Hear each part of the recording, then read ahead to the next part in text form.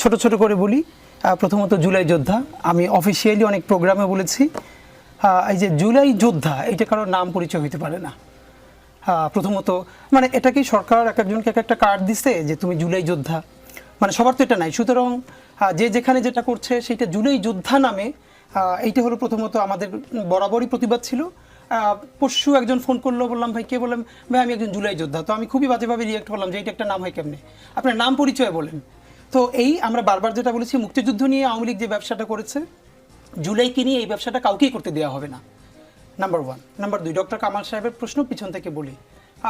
গতকালকে পরশু দুদিন ধরে একটা ফটোকাট খুব ভাসছে, ডক্টর কামাল সাহেব বলছেন আমাদের সংবিধানের যে বেসিক স্ট্রাকচার বা 4টা মূলনীতি সেখানে হাত দেওয়া হচ্ছে, এই নিয়ে উনি প্রচণ্ড আহত। আমার মন খারাপ হয় বিএনপির সেই ভাই বোনদের প্রতি যারা 2018-তে ডক্টর কামালের নেতৃত্বে যখন সাধারণ বাংলাদেশের মানুষ হাজারবার বলেছে বিএনপির মতো একটা দল, বেগম জিয়া এবং খালেদা জিয়ার দল, সেইটা গণতন্ত্র পুনরুদ্ধার করবে, যিনি জীবনে মেম্বারও নির্বাচিত হন নাই সেই ডক্টর কামালের হাত ধরে। একজনের একাডেমিক এক্সপার্টাইজ যদি পলিটিক্যাল এক্সপার্টাইজের সমান হতো তাহলে বিশ্ববিদ্যালয়ের ভিসিরা দেশের প্রেসিডেন্ট হয়ে যেত, প্রধানমন্ত্রী হতো, কিন্তু হন না, নাম্বার ওয়ান। এবং এটা আমরা আউট অ্যান্ড আউট বলেছি, তখনও ছোট মানুষ হয়েও বলেছি ডক্টর কামালকে সামনে রেখে বিএনপিকে বিরাট একটা ব্লাফ দেওয়া হবে, ইলেকশন ছিটকে যাবে, কিচ্ছু হবে না, এবং সেটাই হয়েছে ডক্টর কামালকে সামনে রেখে। কি একটা সেকুলার মুখ, এইটাকে পোট্রে করে যে এই আইডিওলজি ধারণ করেন না। বেগম জিয়াকে কোনোদিন অনার করে ডক্টর কামাল কোনোদিন কোথাও কথা বলেছেন? ইভেন শহীদ জিয়ার পার্টিকে নিয়ে তিনি মুভমেন্ট করছেন, শহীদ জিয়া সম্বন্ধে সারা জীবনে তার বক্তব্য কি? একটা শুধু মনে করিয়ে দেই, পঞ্চম সংশোধনী নিয়ে যেটা হয়েছে আদালতের রায়, সেখানে অনেক কথার মধ্যে যেটা গুরুত্বপূর্ণ কথা যে শহীদ জিয়ার যে পঞ্চম সংশোধনী এটা শুধুই অগণতান্ত্রিক এবং অবৈধ নয়, শহীদ জিয়া স্বৈরতান্ত্রিক ছিলেন। মজার ব্যাপার হলো ন্যারেটিভ কিভাবে নির্মিত হয়। তারপরে বিসিএস এ প্রশ্ন এসছে 2-3টা আগের বিসিএস এ যে the first ডিস্টোরশন of the constitution কোনটা, কোন সংশোধনী, পঞ্চম, অষ্টম, এরকম করে। এর মানে হাইকোর্ট বলেছে পর্যবেক্ষণে এটাই ছিল সংবিধানের প্রথম বিকৃতি। শহীদ জিয়া যেটা করেছেন কোনটার মাধ্যমে, যেটা দিয়ে তিনি বাকশালের পরে গণতন্ত্রের পুনরুদ্ধার করেছেন। তাহলে সেটা যদি হয় তাহলে চতুর্থ সংশোধনী যার মধ্যে বাকশাল কায়েম হয়েছে সেটি কি বিকৃতি না? এত কথা কেন বলি? ডক্টর কামালরা বাংলাদেশে যেই সংবিধানটা দিয়েছেন, এই সংবিধান হাজারবার বলেছি, এখনো বলি, এটা কোনো মতেই বাংলাদেশের জনতার, আম জনতার, গণমানুষের সংবিধানের প্রতিফলন ঘটে নাই। প্রথমত এই ডিবেট অনেকক্ষণ করা যাবে, সেটা এখন যাব না। এই গণপরিষদের কোনো অথরিটিই ছিল না বাংলাদেশের সংবিধান করবার। নাম্বার দুই, তারা এরপর একটা গণপরিষদ নির্বাচনও দেয় না সংবিধান করার জন্য। নাম্বার তিন, সেটার পরে তারা যখন একটা সংবিধান করেছে সেটার জন্য গণভোটও দেয় নাই। এমনকি 73-এ যে ভোট চুরির নির্বাচনটা করেছে তখন তো সেটা ইশতেহারে দেয় নাই। এত কথা কেন বলা? ডক্টর কামাল সাহেব এখন যখন প্রচণ্ড মন খারাপ নিয়ে বলেন যে সংবিধান পুনরুদ্ধার করতে হবে, তার উদ্দেশ্যে আপনাদের মাধ্যমে বলতে চাই, এখন একাডেমিকলি এটা প্রুভড হয়েছে যে এই সংবিধানের প্রিয়াম্বল পর্যন্ত ভারত থেকে লিখে দেওয়া হয়েছে। এটা ভারতের ডিপ্লোম্যাট তিনি স্বীকার করছেন যে আমরা এটা লিখেছি। সুতরাং ডক্টর কামালকে নিয়ে পুনরুদ্ধার এই প্রচেষ্টা করে লাভ নেই। হাদি, এইটা আসলে আজকে আমাদের টপিক না। কিন্তু এবার আমি আপনার প্রশ্ন একটু, ভাইয়ের 3টে পয়েন্টই আমি আপনার উত্তর হয়ে যাবে। পিছন থেকে বললাম গ্রাফিতির ভাষা, এইখানে আমার বলবার আছে। তুষার ভাইকে আমি বলবো, তুষার ভাই যে কোনো কারণেই হয়তো ঢাকার যত রাস্তায় ঘুরেছেন, এমনটা হইতে পারে ভাই তো এলিট ঘরানার লোক, সুতরাং গুলশান বনানীতে ঘুরছেন। এইখানকার গ্রাফিতির ভাষাগুলো, বাংলাদেশে গ্রাফিতি নিয়ে সর্বপ্রথম কাজ করেছি আমরা, ইনকিলাব মঞ্চ। আজকে বুঝলে নিয়ে আসতাম আমরা, যেটা দেবাশিস চক্রবর্তী, যিনি পোস্টার বয় এই আন্দোলনের একজন, তিনি প্রচ্ছদ করেছেন। পুরো বইটার নাম হলো জুলাইয়ের গ্রাফিতি ও গাইল সমগ্র। আই রিপিট, জুলাইয়ের গ্রাফিতি ও গাইল সমগ্র। আমরা গালাগালও বলি নাই। এখানে আমরা কি করেছি, সারা বাংলাদেশ থেকে 5000-এর বেশি র গ্রাফিতি কালেক্ট করেছি, একটা কোনো ধরনের এডিট করি নাই, যার যেগুলোর প্রচুর কপি হয়েছে একটা করে নিয়েছি। র গ্রাফিতিগুলোকে আমরা পোর্ট্রে করেছি। তুষার ভাই চাইলে, রুমিনাপা চাইলে তাদের বাসায় গিফট পাঠাবো। এইখানে কি আছে আপা, আমি আপনাকে মাঝখানে একটু প্রশ্ন করে, আপনারা যেটাকে গাইল বলছেন, সেই গাইল কি প্রধান উপদেষ্টা যে গ্রাফিতির বই সবাইকে বিভিন্ন বিশ্বের নানান দেশে উপহার দিয়ে বেড়াচ্ছেন, সেই গাইল কি ওই উপহার বইয়ে আছে? উপদেষ্টা যেটা দিয়েছেন এটা একদম প্রতিটা পৃষ্ঠা আমি উল্টে দেখি নাই, একটা বড় কপি অফকোর্স এর মধ্যে সব আছে। এখন আমি যেটা বলছি, দেখেন গালাগালির প্রথম কথাটা আব্দুল নূর তুষার যেটা বললেন, তিনি ওই বইয়ে এই ধরনের ধরনের গালাগালির ছবি দেখেন। framing আছে, আমি বলছি, আমি একটু প্রশ্নটা শেষ করি। আব্দুল নূর তুষার যে বইটি দেখেছেন সেখানে গালাগালি নেই, তাহলে কি সরকার আপনাদের গালাগালিকে স্বীকৃতি দেয়নি এরকম কিছু? সরকারের সবকিছু রাষ্ট্রীয় স্বীকৃতি লাগবে কেন? আচ্ছা, প্রথম হলো সবকিছু মানুষ এই যে বৃহত্তর গণ অভ্যুত্থান করলো, কোন রাষ্ট্রের স্বীকৃতি নিয়ে, কোন সরকারের অনুমতি নেওয়া? নাম্বার ওয়ান হলো কোন গালিটা মানুষ কোন মুহূর্তে কাকে দিচ্ছে, স্থানকাল পাত্রটা হচ্ছে ইম্পর্টেন্ট। একটা শিশুকে হেলিকপ্টার থেকে গুলি করে চোখ উপড়ে ফেলছে, আপনি কি যখন দাঁড়িয়ে রবীন্দ্রসঙ্গীত গাইবেন? আপনি জাতীয় সঙ্গীত গাইবেন? একটা মায়ের সন্তান শহীদ রিয়া গোপের শরীর থেকে গুলি ঢুকে তার পিছনের দেয়াল এতখানি ছিদ্র হয়ে গেছে, আমরা সেই বাসায় গেছি, তখন তার মা রবীন্দ্রসঙ্গীত গাইবেন? তৎসমবহুল একটি প্রতিবাদ করবেন? না, তার যা জবান তিনি সেটা বলবেন। আমরা সেটাই রেখেছি। কিন্তু একজন গণহত্যাকারীকে যেই গালিটা দেয়া যায়, যে গালিটা দেয়া যায়, একজন অন্য মানুষকে সে গালিটা দেয়া যায় না। আমাদের কথা হলো সেটা। সেই গালি কি এখন ব্যবহার করা যায় 5ই আগস্টের পরে রাজনৈতিক প্রতিপক্ষের জন্য? না, দেওয়া যায় না। এটাই হলো আমাদের যে এই গালিগালগুলো যারা গণহত্যাকারী তাদের বিরুদ্ধে মানুষ ব্যবহার করেছে, আবার যারা গণহত্যা করবে তাদের জন্য তুলে রাখতে হবে, এটা আর অন্য কাউকে দেওয়া যাবে না। কিন্তু ব্যবহৃত তো হচ্ছে শরীফ ওসমান হাদি। আরেকটা প্রশ্ন, যে আওয়ামী লীগ সরকারের আমলে বিএনপি জামাত সহ আওয়ামী বিরোধী রাজনৈতিক দলের নেতাকর্মীরা কোথাও দাওয়াত খেতে বসলেও রাষ্ট্রের বিরুদ্ধে ষড়যন্ত্রের অভিযোগে আটক করা হতো, মনে আছে নিশ্চয়ই আপনার? আচ্ছা, ডিআরইউর ঘটনায় ওই সময়ের সাথে কোনো মিল খুঁজে পাচ্ছেন? কোনো এটা কম্প্যারিজনই হবে না, এটা একটা নন কোশ্চেন। প্রথমত হলো ভাই বলেছে আমন্ত্রিত অতিথি, দ্বিতীয় বলেছে বয়োজ্যেষ্ঠ, তৃতীয় বলেছে বীর মুক্তিযোদ্ধা, চতুর্থ বলেছে শিক্ষক। নাম্বার ওয়ান, নামের যে শব্দটা এটা বাংলাদেশে ফাংশনাল। এই শিক্ষকরা এইবারে জুলাইয়ের গণ অভ্যুত্থানের ছাত্রদেরকে পুলিশ ডেকে ডেকে ধরিয়ে দিয়েছে। আমাদের ছোট ভাই চট্টগ্রাম বিশ্ববিদ্যালয়ে পড়ে, তাকে তার টিচার ধরে, তাকে পরে ডিবি কার্যালয়ে যে অবরুদ্ধ করা হয়েছে, তার টিচার ডেকে পুলিশকে ধরিয়েছে। Number one.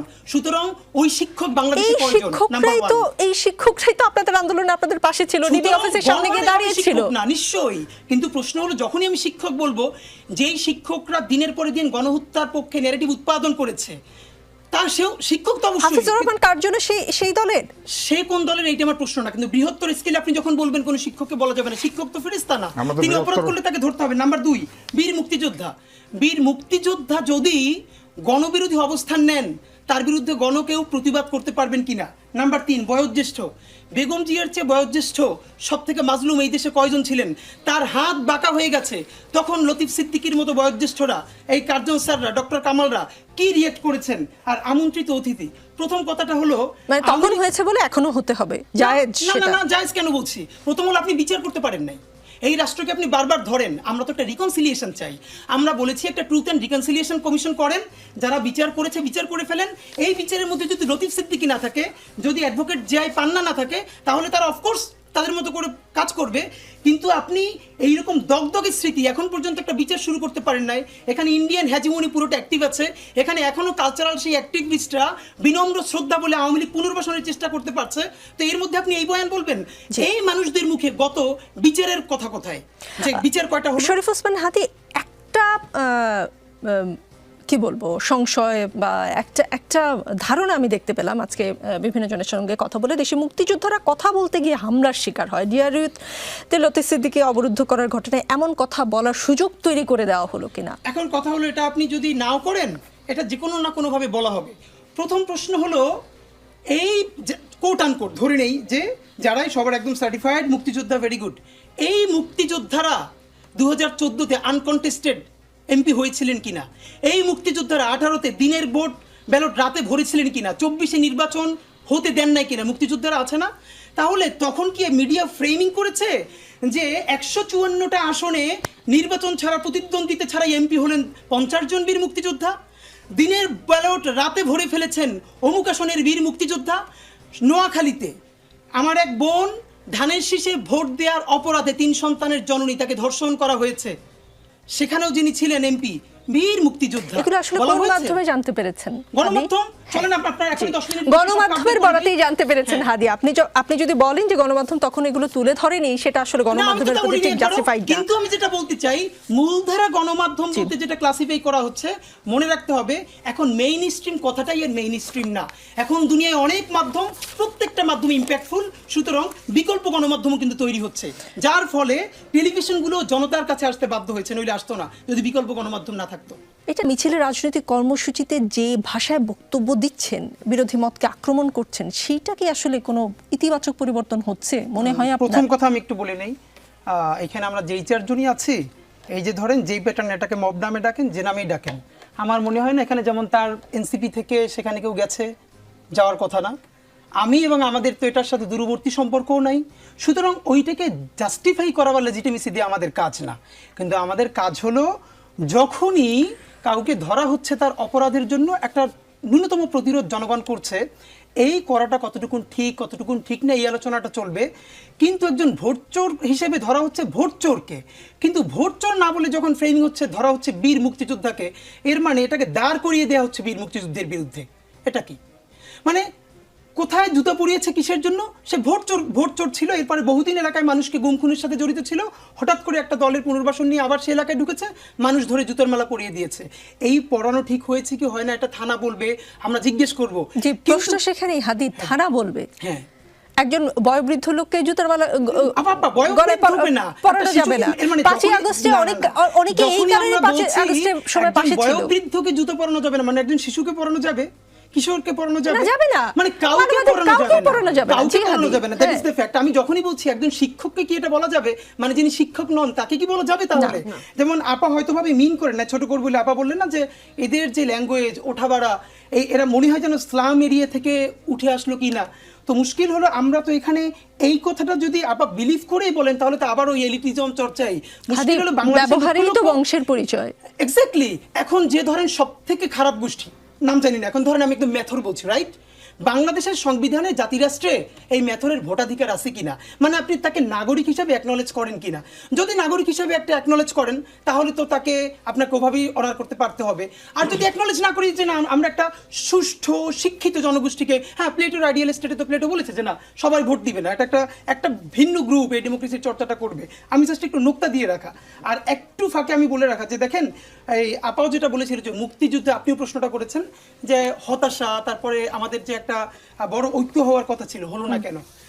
দেখেন এখন আমরা নিজেরাও চেয়েছি, রুমিনাপা যেই স্বপ্ন নিয়ে নেমেছিলেন আমরাও সবাই নেমেছিলাম, আর বিভাজন না, সবাই মিলে একটা নতুন করে জাতিরাষ্ট্র নির্মাণ, জাতি গঠন। দেখেন আমাদের মুক্তিযুদ্ধের পরে জাতি গঠনটা আমাদের হয় নাই, না হওয়ার ফলেও আজকে আবার এই কেওয়াস হয়েছে। কিন্তু জাতি গঠনের পূর্ব শর্ত কি?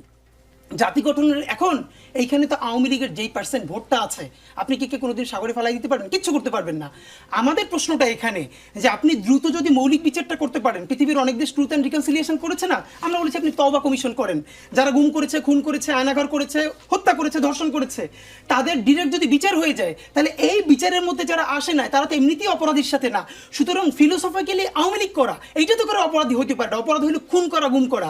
কিন্তু এরপরে আপনি একটা ট্রুথ অ্যান্ড রিকনসিলিয়েশন কমিশন করে তারা বলবে যে না আমরা আসলে তাদের সাথে বুঝে না বুঝে আমাদের সাথে রাখা হয়েছিল, আমরা এর দায় নিব না। অবশ্যই তাকে জাতি গঠন প্রক্রিয়ায় আনতে হবে। আপনি এত মানুষকে কিভাবে কি করবেন? কিন্তু আপনি তো বিচারও করছেন না। আপনি ট্রুথ অ্যান্ড রিকনসিলিয়েশন তো কোনো দেশে, আপা আরো ভালো বলতে পারবে, আপা আইনের মানুষ, পৃথিবীতে অনেকেই বলে যে আগে একটা ট্রুথ অ্যান্ড রিকনসিলিয়েশন কমিশন হোক। পৃথিবীর যত জায়গায় গণহত্যা হয়েছে আগে বিচার হয়েছে, তারপরে ট্রুথ অ্যান্ড রিকনসিলিয়েশন কমিশন হয়েছে। 1 বছর পার হয়েছে, বিচারের এখন পর্যন্ত কি আপনি আমার চেয়ে ভালো বলতে পারবেন বলেন? এখন এর মানে কি কালকে ট্রায়াল দিয়ে দেবেন? না, আমরা কেন 10টা ট্রাইব্যুনাল করতে পারি নাই? আমরা কেন বিদেশ থেকে সব থেকে বেশি এক্সপার্ট ধরে আনতে পারি নাই? এই যে না পারা, এটা তো আমাদের কালেকটিভ ফেলিওর। এই প্রশ্নগুলো যখন হওয়ার কথা তখন আমরা আজকে মিডিয়ায় শুনি করেছে চুরি, করেছে ধর্ষণ, করেছে হত্যা, বলে বীর মুক্তিযোদ্ধাকে ধরছে। আসলে কি তার মানে এই যে ভাইও যেভাবে বলছে তারা কি বীর মুক্তিযুদ্ধ মানে সে মুক্তিযুদ্ধ করছে এই জন্য ধরছে না? বলেন কোথাও এইভাবে এই জন্য কারো ধরছে? তো ভোট চুরি করছে, 2014-তে ভোট দিতে দেয় নাই, 18-তে রাতে ব্যালট ভরছে, 24-এ মানুষকে খুন করছে, ধরছে এই জন্য। কিন্তু ধর্ষকের বিচার নাকি বিচার মানে জুতার মালা পড়াইছে মুক্তিযুদ্ধের, এটা হয় না। আর আমি যেটা ঐক্যমত্য কমিশনের ব্যাপারে একটু জাস্ট রেসপন্স করতে চাই, এই কথাটা সেদিনকে ঐক্যমত্য কমিশনের বদিউল আলম মজুমদার স্যার উনি প্রোগ্রামে উপস্থিত ছিলেন, ওনাকে বিনয়ের সাথে বলেছি আপনি প্লিজ সম্ভব হলে প্রধান উপদেষ্টার কাছে এই কথাটা বললেন। দেখেন রাজনৈতিক দলগুলো, রুমিনাপাড়া সহ সবাই এই জুলাইয়ের একটা বিরাট স্টেক অফকোর্স, কিন্তু তারাই কি একমাত্র স্টেক? রাজনৈতিক দল আর রাজনৈতিক শক্তি এটা কিন্তু দুইটা জিনিস। যেমন আমরা কোনো রাজনৈতিক দল ছিলাম না, কিন্তু আমরা কিন্তু রাজনৈতিক শক্তি, বহুদিন ধরে ইন্ডিভিজুয়াল অ্যাক্টিভিজম করছি। তা আপনি যে দলগুলোর সাথে বারবার ঘন্টার পর ঘন্টা বসছেন, গুড, বসতে হবে। এখন পর্যন্ত একটা শহীদ পরিবারের সাথে আপনি বসেছেন? এই জুলাই সনদ কেমন হবে, নতুন বাংলাদেশ বিনির্মাণের রোডটা কি হবে, একটা শহীদ পরিবারের সাথে বসা হয় নাই। চিরতর অন্ধ হয়ে গেছে, পঙ্গু হয়েছে, তাদের সাথে বসা হয় নাই। তো এটা দিয়ে এবার আমরা বারবার প্রস্তাব করেছি প্লিজ গণশুনানি করেন। যতগুলো গণহত্যা হয়েছে একটা আপনি কমিশন পাঠান, তারা মানুষের রিক্সাওয়ালা, ভ্যানওয়ালা, সবজিওয়ালা সবার কথা শুনুক, রিপোর্ট দিক। না, গণশুনানি হচ্ছে ওই ঘুরে ফিরে চা খাচ্ছে, বিস্কিট খাচ্ছে যমুনার পাশে বসে, তারপর একটা, এটা তো হয় না। জি।